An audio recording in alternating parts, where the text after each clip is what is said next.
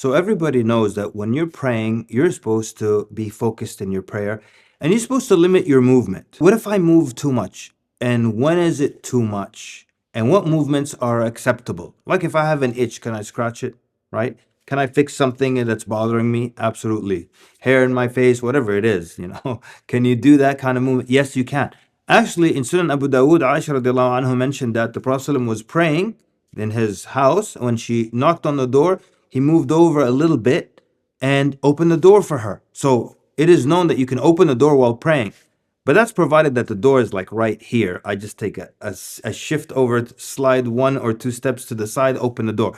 You don't like come from the second floor, walking down 2 flights of stairs to open the front door. That's not acceptable. Even the hadith mentioned that you could kill a snake in your prayer. Now, this is at a time when people knew how to handle themselves and knew how to kill a snake. Today, if you see a snake in your prayer, you're running out of that room, right? But here's the thing. So how much movement is enough to nullify the prayer? There is no hadith that tells you exactly.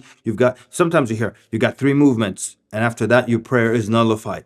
But the scholars, or some of the scholars, made a very good point. They said, if the actions are so many that to the point that when someone looks at you from a distance, you don't look like you're praying. Let's say a guy wakes up and he needs to head out for work. So he's praying Fajr as he's getting dressed. So he said, Allahu Akbar, and he's just buttoning his shirt the whole time. He's fixing things. If you walked in on him, would he look like someone who's praying or just someone who's getting dressed? He looks like someone getting dressed. So the actions were so many to the point that when someone looked at you, it didn't look like you're in prayer, but you look like you're doing some other activity.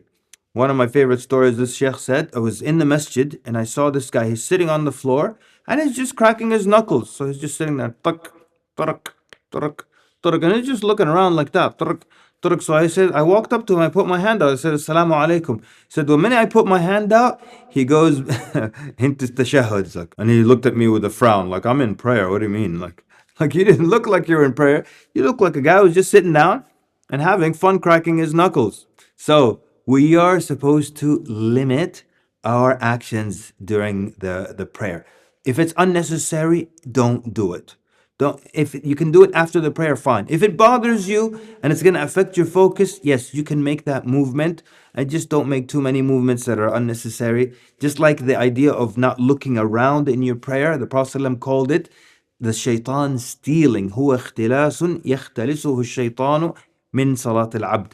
That it is theft, that the Shaytan steals from your prayer when it gets you to look around like that, or gets you to move too much or move excessively. All right? The more we know, the more we'll present a better prayer in front of Allah Azza wa Jal. Jazakumullah khair for listening. Assalamu alaikum wa rahmatullahi wa barakatuh.